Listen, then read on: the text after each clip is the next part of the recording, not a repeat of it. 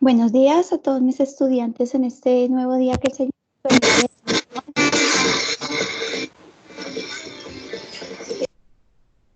Por favor, el estudiante que tiene el audio encendido,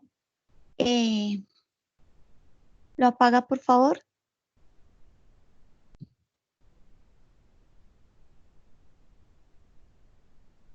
Recordemos las normas de la clase virtual.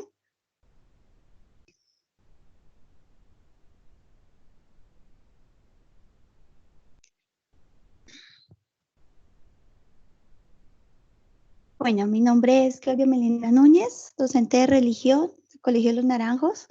Iniciamos la clase para grado séptimo hoy en este día martes 5 de mayo y vamos a iniciar nuestro encuentro siempre de la mano del Señor, pidiéndole a Él que nos acobije, que nos proteja y guíe todo nuestro pensamiento, todas nuestras acciones para encontrarnos en este día con todos.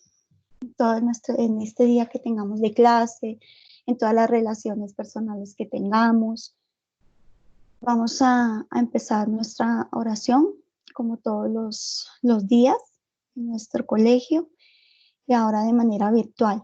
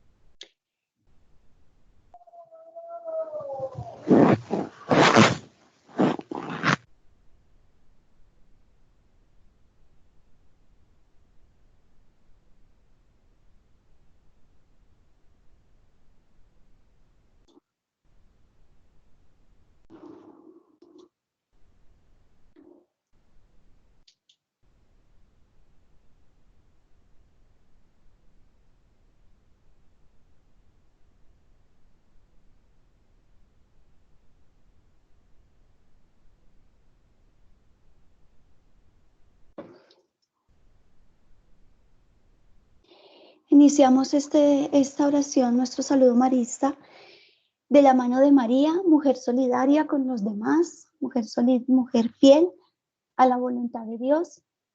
Voy a leerles un texto bíblico que habla sobre cómo María fue una mujer que fue cercana y solidaria a los demás. Desde nuestra pastoral estamos unidos a la solidaridad de todos, de todo el movimiento, unidos en nuestra oración personal por todas las necesidades que tiene toda la humanidad, por todas las necesidades que tenemos cada uno de nosotros en nuestras familias, con nuestros seres queridos, ya sean a nivel espiritual, a nivel de salud, a nivel económico. Entonces esa solidaridad la vamos a seguir pidiendo de parte de María, que nos siga intercediendo por nosotros ante su Hijo. Dice, en aquellos días partió María apresuradamente a las montañas, una ciudad de Judá, y habiendo entrado en casa de Zacarías, saludó a Isabel. Se detuvo María con Isabel, cosa de 3 meses, y volvió a su casa. Cuando dice que se detuvo, quiere decir que ella se quedó María se quedó con su prima Isabel 3 meses, asistiéndola en los últimos meses de gestación. El segundo pasaje habla sobre como llegase a faltar el vino, dijo Jesús a su madre, ¿no tienen vino? Respondió Jesús, mujer, ¿qué nos va a ti y a mí? Aún no ha llegado mi hora. Dijo su madre a los sirvientes, haced lo que él os diga. Este pasaje bíblico habla sobre las bodas de Caná. Es el pasaje donde en Israel las bodas eran por muchos días, casi por 8 días, donde la gente bailaba, disfrutaba, compartía, y eran pequeñas comunidades, y esas jornadas de encuentro duraban muchos días. Entonces se acabó el vino, y María, siempre atenta a las necesidades de las personas, siempre está mirando, siempre está escuchando, no porque sea no porque ella hubiera sido una mujer intrometida en la vida de otros, no, era una mujer que siempre estaba en silencio, pero percibía el entorno, percibía qué necesidades había. Y una de las necesidades que ella vio en esa fiesta en la que estuvo invitada con Jesús y los discípulos, pues se acabó el vino y el vino es signo de alegría, signo de encuentro. Por eso el vino fue uno de los elementos que usó el Señor en la Eucaristía, también como signo de unidad. El vino eh, está hecho de la vid, de la tierra, del trabajo del hombre. Entonces este vino se escaseó y María le dice a Jesús que pues que él que es, viene del Padre, que es la vida misma, pues que se les acabó el vino. Entonces él hizo el milagro en las bodas de Caná. Tomaron 6 tinajas de agua, las llenaron hasta el tope y él las convirtió en vino, porque precisamente él es el signo y es el Señor de la vida. Y dio el mejor vino, el maestre, el anfitrión de la fiesta o alguien preguntó, digo, ve, usted da, la mayoría de la gente entrega o da el peor vino ya al final, porque el vino tiene un tipo y un grado de calidad. Y entonces se dieron cuenta que el último vino que sirvieron, precisamente el que Jesús multiplicó, fue el mejor vino, el de mejor calidad. Y eso es lo que el Señor, el que da la vida y el que dice, yo vine a dar vida en abundancia para que nadie la pierda. Entonces, en torno a esa reflexión de estos dos personajes que son nuestro Señor y nuestra Madre María, nuestra buena Madre que siempre está pendiente de nuestras necesidades, vamos a reflexionar en este día sobre esos dos, sobre unas preguntitas. ¿Cómo está nuestra solidaridad? ¿Cómo está nuestro entorno en estos momentos? Pues que a pesar de que estamos todos en cuarentena, y que estamos en confinamiento en nuestras casas, alrededor nuestro nos enteramos de necesidades, nos enteramos y cómo está nuestra comunicación, cómo está nuestra relación con los otros. Y entonces las preguntas que surgen de toda nuestra reflexión y de todo el acompañamiento espiritual que nosotros tenemos, empezando como docentes, como compañeros, como personas que nos relacionamos con Dios. María en la visitación y en Caná, cuando habla de la visitación, habla precisamente que María visita a Isabel. Tenemos el icono de la figura de ese pasaje. Como María en la visitación y en Caná, estamos atentos en las necesidades de nuestra comunidad y del mundo. O sea, estamos en sintonía con toda la realidad humana que estamos viviendo. O simplemente ya nos aburrimos de escuchar noticias o ya no nos interesa, ya estamos centrados en nosotros mismos porque podemos caer en esa tentación. Nos aceptamos como somos, diferentes y complementarios, desde la diversidad. Estoy contenta con lo que yo soy. Me complemento con otro, a pesar de que otro es diferente a mi manera de pensar, a mi manera de obrar. Cada uno se interesa por la vida y el trabajo de los demás.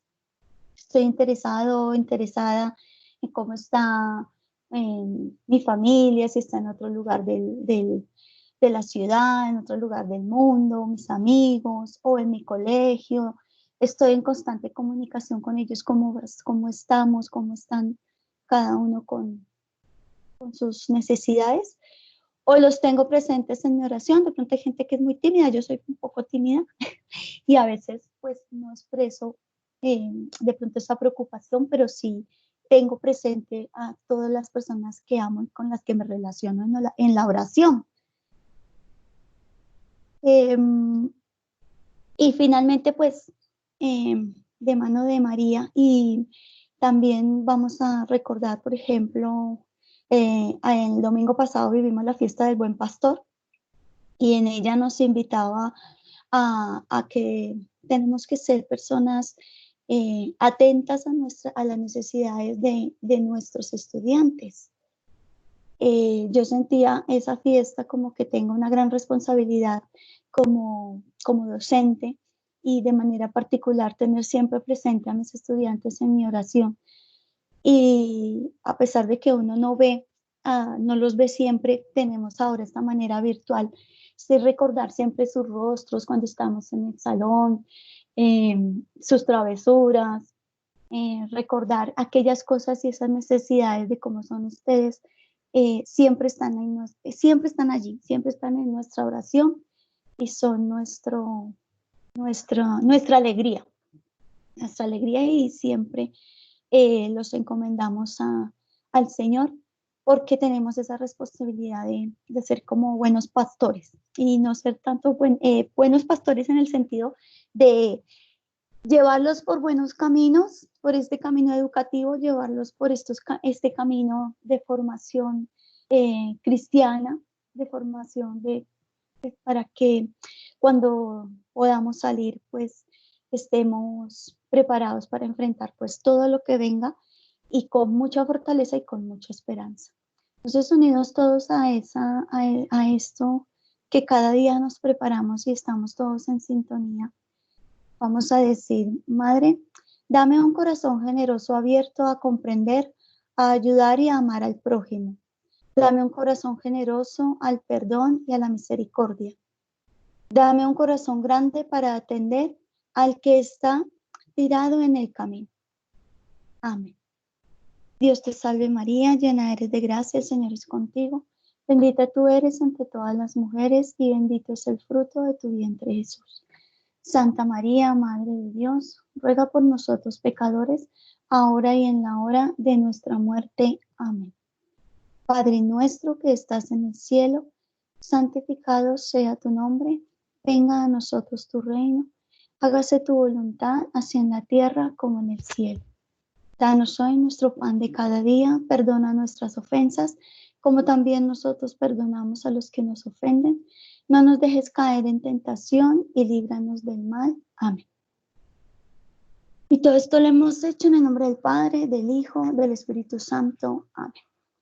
Bueno, chicos, después de la mística viene la prudística, viene el aprendizaje. Bueno, esta es la figura que les decía sobre el buen pastor. Es un ícono griego, ortodoxo de las primeras comunidades cristianas. Es la forma como representan a Jesús. Aquí tenemos ese es un Jesús resucitado, por eso tenemos aquí como los punticos que nos hablan de que este Jesús es el mismo de la cruz. Entonces, el que tiene traspasadas sus manos y que sigue siendo nuestro pastor. Hay un salmo que es el Salmo 23 que dice: el Señor es mi pastor, nada me falta, en verdes praderas me hace descansar y me toma sobre sus brazos. Entonces así de manera particular, yo siento que nosotros pues llevamos junto con Jesús esta formación, ser docente, y lo llevamos así, llevamos a cuestas una responsabilidad y cada uno de ustedes. Y encaminados a eso, nuestro tema de este día está dividido en dos partes. Es el taller que ustedes ya tienen en sus manos, que habla sobre la dignidad humana a lo largo de la historia. Precisamente vamos a hablar, a tener unas generalidades sobre qué es la dignidad humana. Etimológicamente, ¿qué quiere decir la palabra dignidad? Algunos conceptos que vamos a hablar, cómo se llega a ese pensamiento de tener dignidad, cómo el hombre llega a pensar que es una persona digna, ¿sí? A través de la historia. También hacer un paralelo sobre algunos conceptos, características históricas sobre la dignidad y sobre otros conceptos. Y algunas revoluciones sociales. Este tema ya, de pronto algunos ya lo hemos trabajado en clase, hemos tenido pues algunas nociones de unos libros que consultamos en clases pasadas sobre algunos temas sociales. Bueno, aquí tenemos la palabra dignidad. Esta es una figura, un dibujo griego, y esta es la como los griegos representaron a dignita. La palabra dignita es una palabra que viene del latín y se hace referencia a una cualidad, la cualidad que tenemos todos los seres humanos dentro de nosotros. La palabra es dignitas, que quiere decir valioso. La palabra dignidad viene de esa derivación precisamente del ser valioso o merecedor de un reconocimiento. Todas las personas tenemos derecho a ser reconocidas como por el simple hecho de ser seres humanos. El ser humano es valioso por su ser racional, porque es dotado de libertad y porque tiene derechos. Pero este concepto, o sea, para llegar a reconocer que el ser humano es valioso porque es una persona que racionaliza, que piensa, que tiene una libertad y que tiene unos derechos, pasaron muchos acontecimientos históricos y sociales para que el hombre llegara a tener esa idea y esa noción. ¿Qué es lo que ese es el recorrido precisamente que vamos a hacer? El ser humano tiene dignidad desde el momento de su concepción. Llegar a esta definición también fue después de una reflexión social, una reflexión también ética, biológica, de quién era el ser humano. Cosa que ahorita pues todavía nos falta mucho, porque si concibiéramos al ser que tiene derechos, que tiene dignidad, pues en el mundo no habrían abortos, ¿sí? Porque se reconoce el ser humano desde la concepción, desde el momento en que el óvulo y el espermatozoide se unen, ahí ya hay una concepción del ser humano, ahí ya hay alma, ahí ya hay espíritu. Y nosotros como seres humanos tuviéramos todavía esa conciencia más fuerte y más sólida en ese sentido, no habrían abortos en el mundo. De hecho, creo que hasta ahora estamos empezando. Se han visto noticias en Estados Unidos. Una de las cosas que dijo Trump, que dio como orden que no más abortos. Entonces, ahí estaba legalizado el aborto. En otros países del mundo están legalizado el aborto. Y ahorita se están dando cuenta, oiga, estamos matando al ser humano desde la concepción y ahorita se nos está muriendo otro poco. Pues yo creo que estamos hasta ahorita empezando a profundizar en el sentido de la dignidad del hombre desde la concepción. La dignidad humana no está condicionada. Escuchemos. No se puede decir que una persona es digna porque tiene ciertas cositas. No, en su totalidad el ser humano es digno y se le debe concebir así. Todos nosotros debemos concebirnos como personas dignas, independientemente. Cuando dice no condicionada, quiere decir no, independiente de su raza, si es negro, blanco. Además que estas categorías de raza fueron existiendo a través de la historia también, ¿no? Para pues, distinguir una raza de una cultura de la otra. Entonces, independientemente de la raza, de la lengua, del sexo, igual puede ser de su orientación, de su cultura, economía y política. Independientemente de eso, el ser humano es digno, independientemente si tiene mucha riqueza o no, si participa a nivel político o no. O sea, la dignidad del ser humano no depende de todo esto. Que el ser humano está inmerso en todo esto, sí.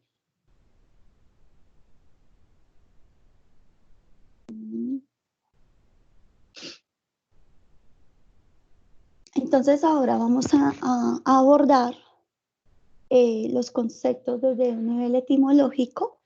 Primero, el concepto de esclavitud, de libertad y dignidad.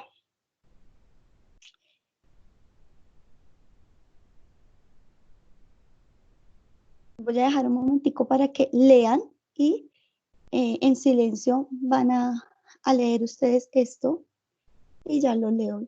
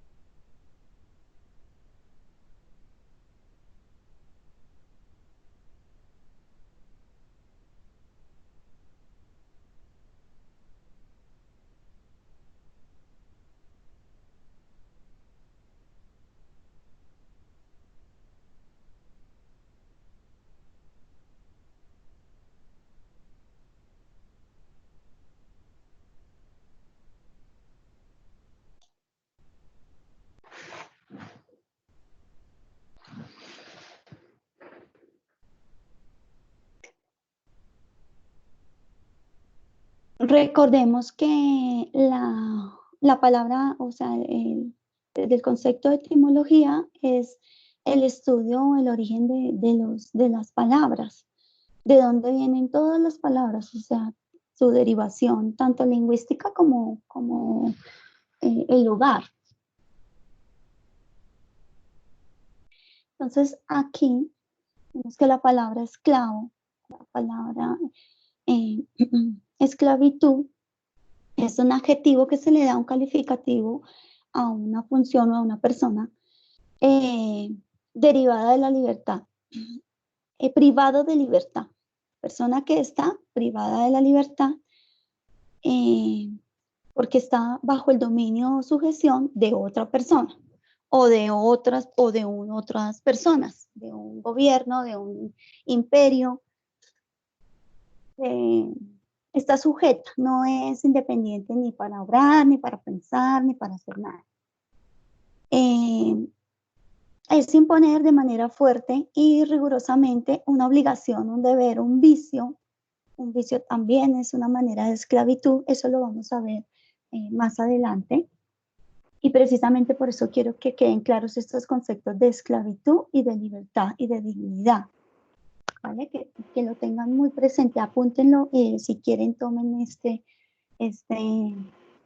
tomen apuntes en su folder de estos conceptos, porque estos conceptos los vamos a retomar después en otro tema. Entonces, que quede bien claro. Es una obligación o deber o un vicio, una mala costumbre que priva de la libertad. Se dice que es una actitud o quehacer que exige de mucho trabajo, empeño, cuidado y atención. También, no solamente cuando hace referencia al vicio, también hace referencia a que se pierde la voluntad, ¿sí? No solamente que mucho trabajo o muchas cosas para hacer, no solamente en el hacer, sino en el sentir, que se pierde la libertad, se pierde esa voluntad de hacer lo que uno debe hacer. También ahí está enfocada la esclavitud, perder la voluntad sobre algo, sobre el pensar, sobre el lograr. Y contrario a la esclavitud o a la libertad, pues tenemos la dignidad. Entonces, tener dignidad es tener libertad y tener libertad es tener dignidad. Pero la libertad bien entendida, ¿sí? Como que es libertad, no libertinaje. El libertinaje, pongamos que yo soy libre de hacer lo que yo quiera, esa palabra y esa actitud es la que me lleva a hacer al vicio y es la que me lleva a la esclavitud. Pues la palabra libertad, bien entendida, bien comprendida, es la que me hace ser un ser digno, una persona digna. El origen de la palabra libertad lo encontramos en el latín libertas.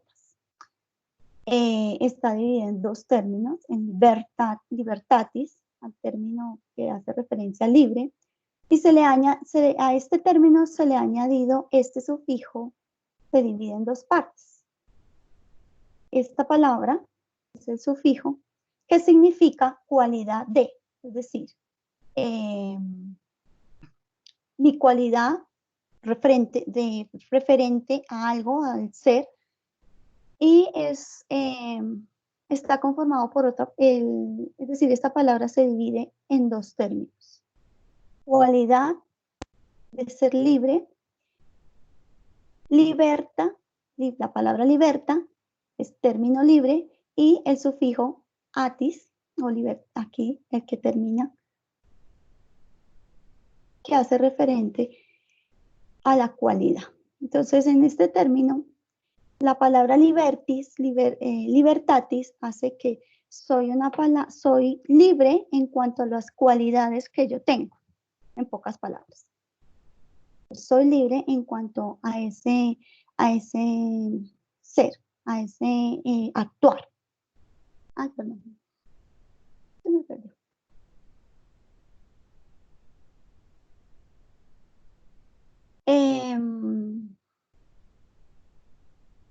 Y esa libertad está enfocada que soy libre en cuanto a la conciencia que tengo, ¿sí? Por eso no solamente no solamente nos referimos a hago lo que quiero, sino tengo que pensar lo que quiero hacer. Porque si yo hago lo que quiero, pues puedo afectar a otro, a quien de pronto inclusive no quiero hacerle daño o hacerle mal. Entonces es afectar su propia persona. Entonces ese término va muy ligado a una responsabilidad no solo personal, sino social.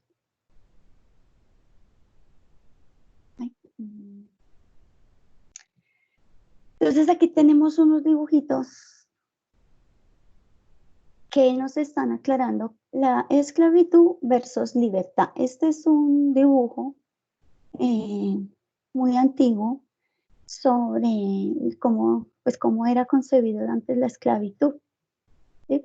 Entonces, las personas, el ser humano, antes de tener ese concepto sobre libertad, pues se consideraba netamente esclavo. Esto viene desde el principio de la historia humana, cuando se fueron construyendo los pueblos.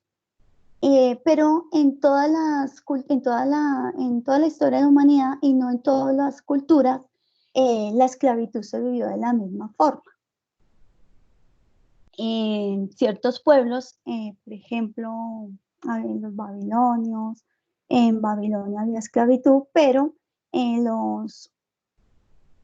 los patriarcas o las personas que tenían todas las garantías económicas eran sirvientes. Y de alguna manera los sirvientes estaban en un estatus, en una clase social. Pero los hacía ser esclavos que pertenecían a alguien y su voluntad estaba sometida a la voluntad de otra persona. Por eso se les llamaba esclavos. ¿Sí?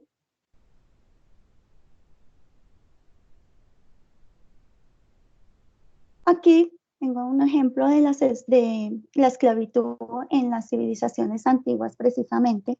¿Por qué nos hablas, profe, de la esclavitud? Porque para llegar a sentir que cómo llegamos a ese ser, a ese sentir humano a través de la historia de que somos personas dignas, primero hubo este recorrido. Primero hubo este recorrido histórico.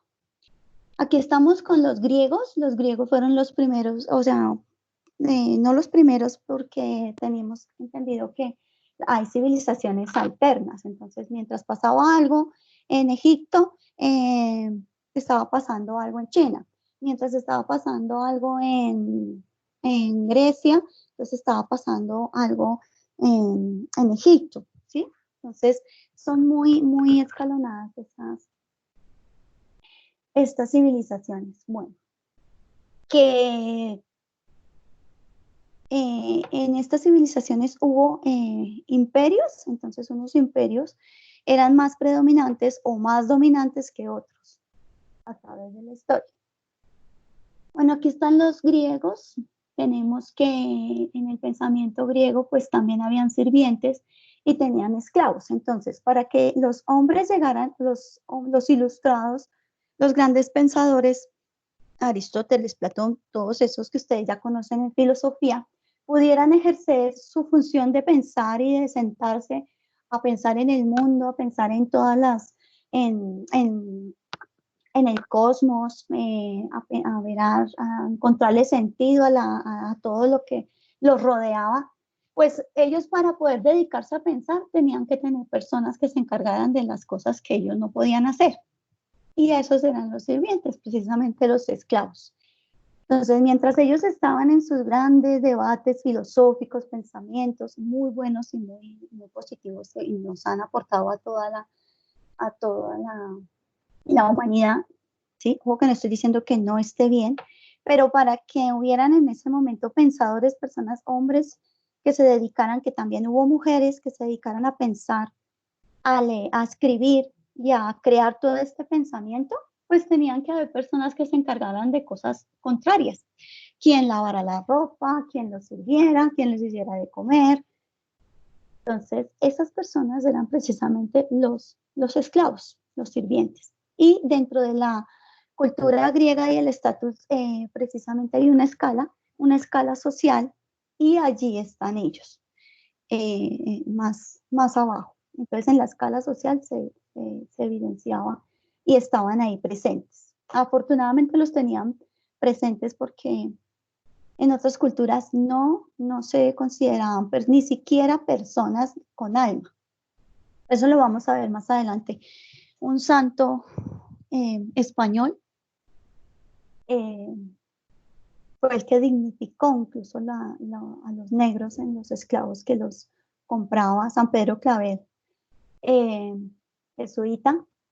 Cuando llegaban los barcos después de la conquista, llegaban los barcos llenos de esclavos negros, venían en las embarcaciones españolas, llegaban por Cartagena y él los compraba. Entonces él se hacía el dueño de esos negros y los educaba, los formaba.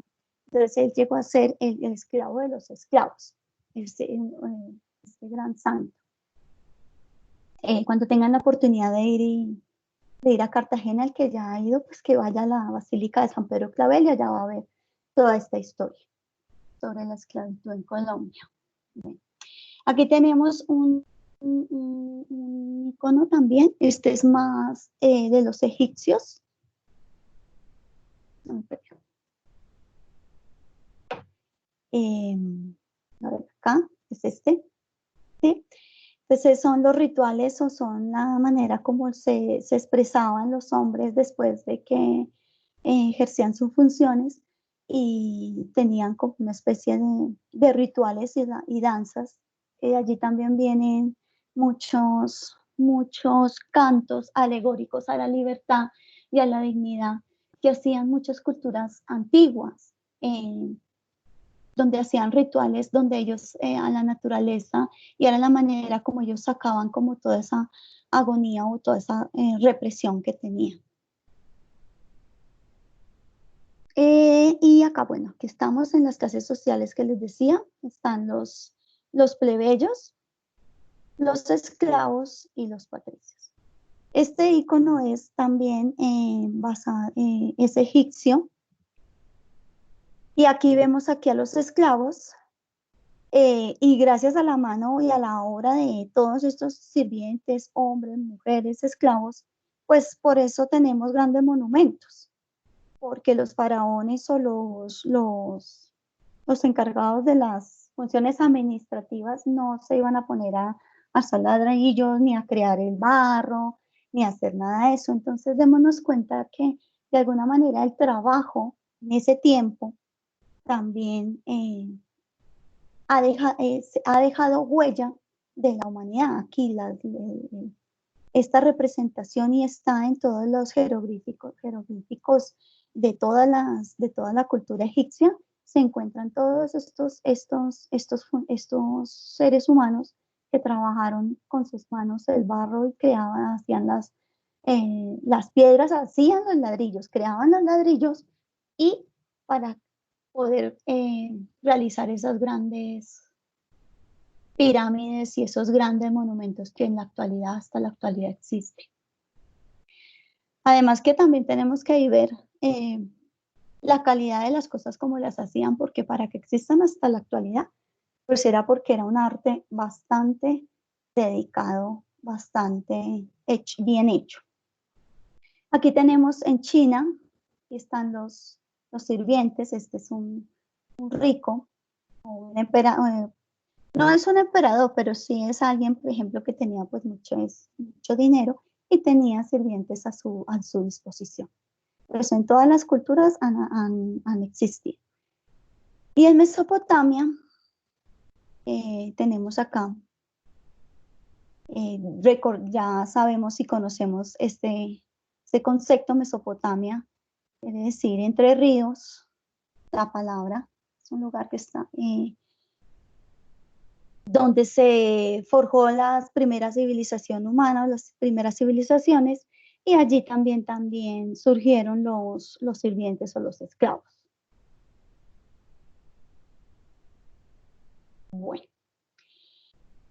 ¿qué pasó para que llegáramos a esta época? Esta es la bandera de Francia.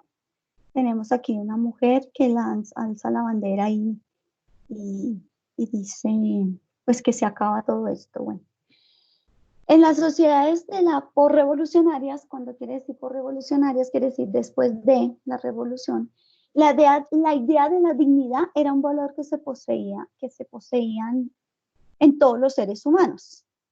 Es decir, aquí en el anterior capítulo que hablábamos sobre las culturas,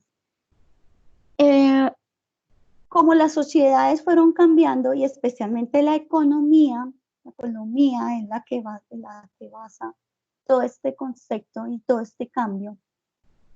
La economía pues empezó afectaba a los países, afectaba a las culturas, afectaba a los imperios y en ciertos, por ejemplo, los romanos le empezaron a dar participación a los sirvientes. No sé si han visto películas donde los sirvientes tienen un estatus social, los sirvientes ya se empiezan a ser llamados por su nombre, aunque todavía le pertenecían a alguien acaudalada, ya empezaban a darles como un espacio.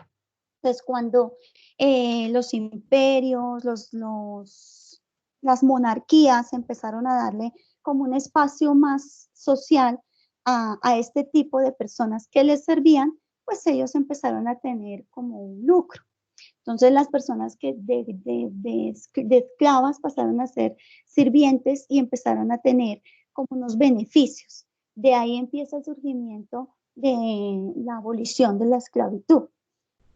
Eso lo verán más adelante pues en sociales y profundizarán en eso. Entonces empezaron a darles como más importancia a su labor y empezaron a darles lucro. Antes los esclavos no tenían, por decir, sueldo, digamos, ¿no? Entonces cuando hubo este cambio económico, las invasiones, llegaban imperios con otros, entonces empezaron a tener las personas, los sirvientes, a tener como como ese lucro personal y empezaron a tener como su tierrita, su parcelita. Entonces esa empezó a crecer y empezó a tener otro sentido, el servicio. Empezó a tener como sentido, venga, lo que yo hago es importante.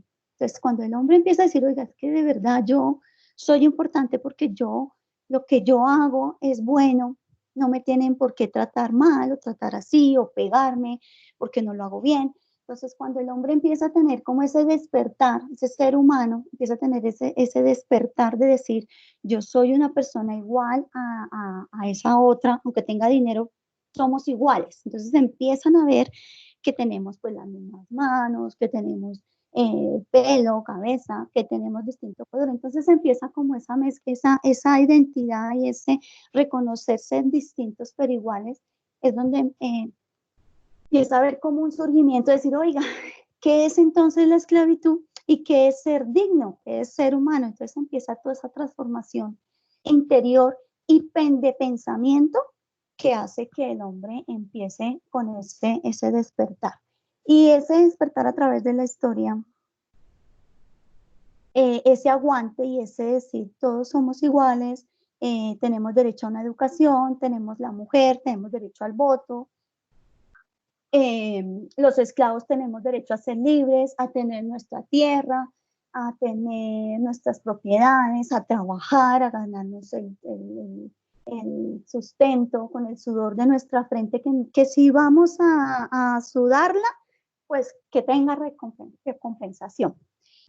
Entonces es como que el hombre vuelve al principio donde el Señor le dice, creced y multiplicaos, trabajar la tierra, cultivarla.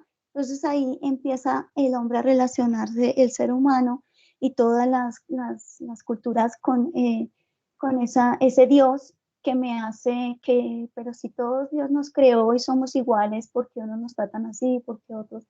Entonces empieza ese surgir de relacionarse con Dios y en realidad Dios es el que nos hace dignos a nosotros, porque todos somos hijos de Dios. Entonces empieza ese encuentro con el otro es mi hermano, no es mi enemigo, el otro es mi... Y uno de los que viene a enseñarnos todo eso precisamente es el siervo de los siervos.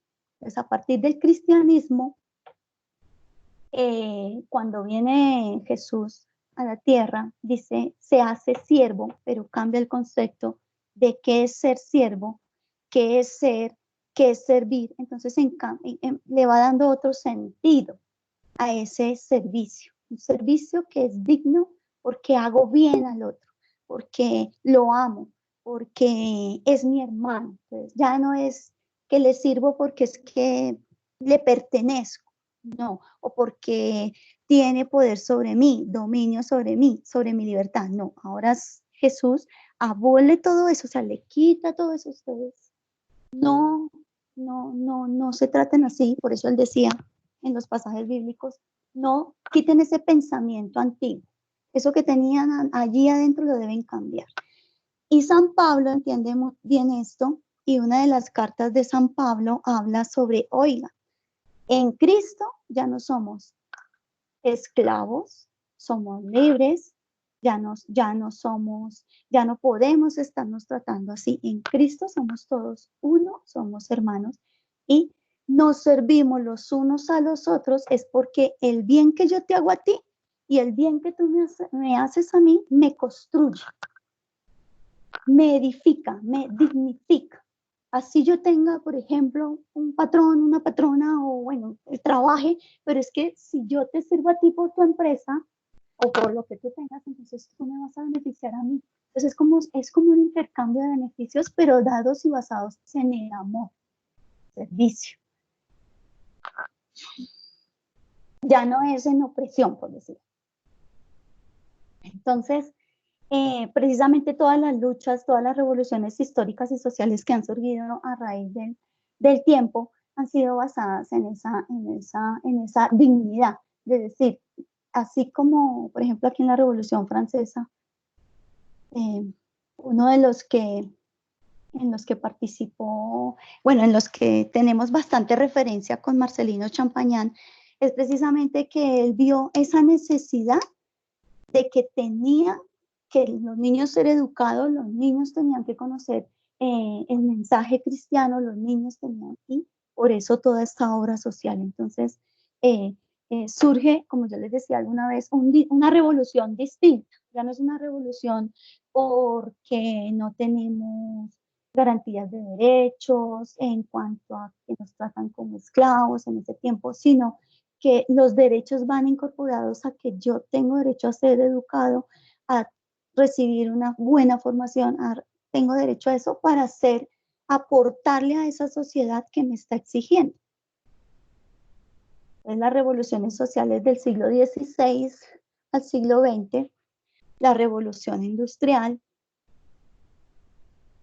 la revolución francesa, la revolución china, la mexicana, la cubana, la rusa y la española. Todas estas son revoluciones sociales en todas las partes del mundo, que surgieron a raíz de esa conciencia de que ya no somos esclavos, somos seres humanos con dignidad, que tenemos derechos, que tenemos obligaciones, porque no solo es pedir un derecho, sino tener una obligación. El mismo derecho, por ejemplo, que, a ver, pongámoslo aquí, ustedes tienen derecho a tener educación, a ser formados. Entonces, ese derecho nosotros estamos ejerciendo, por ejemplo, yo, mi responsabilidad, mi deber como docente, como cristiana, como persona es cumplir con mi clase, prepararla bien, ¿sí? Y el deber de ustedes es estar en la clase, participar, realizar las actividades.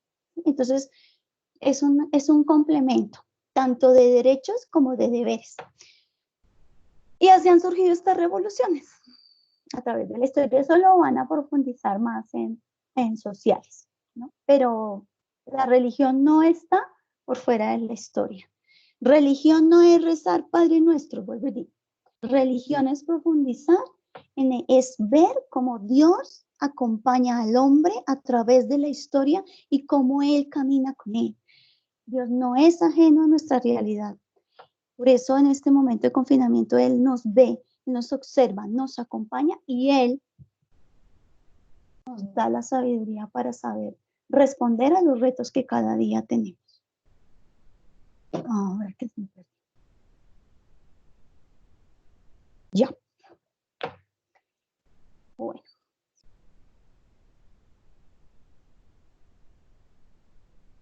Bueno, ahora sí. Hasta aquí llega pues nuestra primera parte de nuestro tema de hoy. Ahora sí vamos con la parte de las preguntas. A ver, ¿quién tiene preguntas?